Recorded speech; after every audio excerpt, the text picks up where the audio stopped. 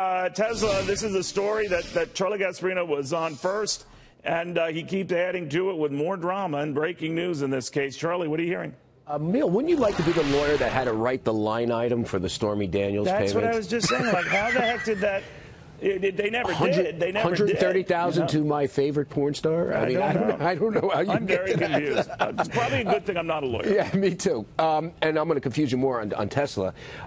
We got a little insight from the bankers that are, a little more insight from the bankers that are going to pitch this thing. These are bankers vying for advisory roles with Tesla, with Elon Musk as he plans to go private. It's kind of interesting the way they're going to approach this if and when these guys get hired. Some of the people I spoke with haven't been hired yet. They're still waiting to sign the documents, and they're vying for various positions with the independent directors that are looking to bring this private and with Elon Musk. And here's what we hear. They do believe there's investor appetite. They believe there's a lot of money, as they would put it, on the sidelines looking to invest in something like Tesla. Here's where it gets interesting. They plan on making their pitches to compare Mr. Musk, who's had a very controversial last 6 months, but they plan to compare him with visionaries of corporate America like Steve Jobs and Jeff Bezos. So they think they can make that pitch. Where they start getting a little bit antsy, and when I'm talking to them, is on the number. I asked them about that $420 number. Can they make it at the number that Mr. Musk has put out there that he had funding secured at? And that's where it's like they don't know. And so this is really an interesting thing, Neil. Obviously, the final word has not been written on this. We're still in the fifth inning. I'm going to cover this like baseball. You know, some of the shorts think I'm pro companies. Some of the people that are long the stock think I love the shorts. I cover this like baseball, and in the fifth inning right now, there's a lot of confusion inside the banker realm that's going to be working with Tesla on exactly how to go about this, and can they get that stated number? Now, maybe they can. Maybe they believe there's money out there. They just won't guarantee it to me that it's going to be that 420 number. So take that for what it's worth. We should point out that Fox Business was the first to report that the SEC has launched a formal investigation into his tweet, the funding secure tweet for the privatization, whether it's a truthful statement or not. And those interviews with the SEC, from what we were gathered, I have not been able to confirm this, but I heard this last week, was supposed to happen this week, that the board members and various Tesla officials were supposed to be queried by the SEC this week. We're still waiting for word whether that has happened or not, or is happening. We should point out Tesla had no comment on this report. Neil, back to you.